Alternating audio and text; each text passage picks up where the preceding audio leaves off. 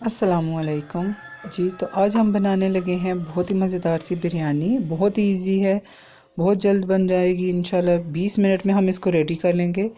तो चलिए बनाना स्टार्ट करें। यहाँ पे मैंने लिया है 3 पाव बीफ। यहाँ पे मैंने लिए हैं 5 अदद टमाटर बड़े साइज़ के। 4 अदद प्याज ले लिए हैं मैंने, ये भी मीडियम साइज़ के। इनको काट लिया है रफली सा। अब ये ग्राइंडर में डालेंगे हम और साथ थोड़ा सा डालेंगे पानी। तो इसको हमने अभी डाल देना है प्रेशर कुकर में। साथ हम अपना बीफ डालेंगे, जो हमने ग्राइंड किया था प्याज, वो सारा ऐड कर देंगे। साथ ही हमने टमाटर भी डाल के थोड़ा सा पानी डाल के इसको भी ग्राइंड कर लेना है अच्छे से। ये भी हम उसमें ऐड कर देंगे। और साथ ही हमने इसमें एक बिरयानी मसाले का रेडीमेड पैकेट डालना है। घर के मसाले में नहीं डालूँगी। तो इसको 10 मिनट के लिए हम वेट पे छोड़ देंगे। तो 10 मिनट बाद हम इसको खोल के चेक करेंगे।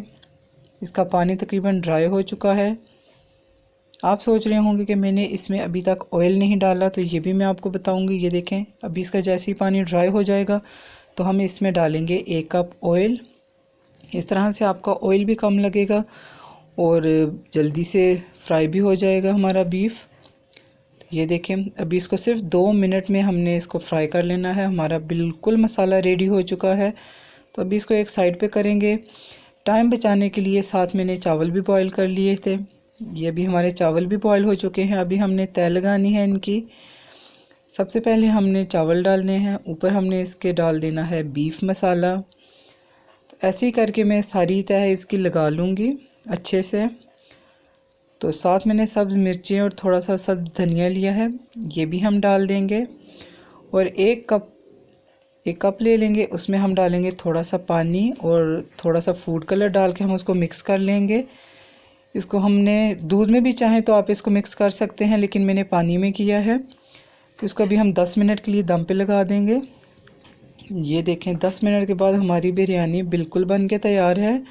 अभी हम इसको मिक्स कर लेंगे अच्छे से। मिक्स करके मैं आपको दिखाऊंगी कि कितनी मज़े की बिरयानी हमारी बन के तैयार हो चुकी है। ये देखें, अगर आज की रेसिपी मेरी आपको पसंद आई है तो ज़रूर इसको लाइक कीजिएगा, शेयर कीजिएगा। और अगर मेरे चैनल पे नए हैं तो मेरे चैनल को सब्सक्राइब कीजिए। अपनी दुआओं में याद रखिएगा। फिर दोबारा आपसे मुलाकात होगी एक नई रेसिपी के साथ। तब तक के लिए अल्लाह हाफ़िज़।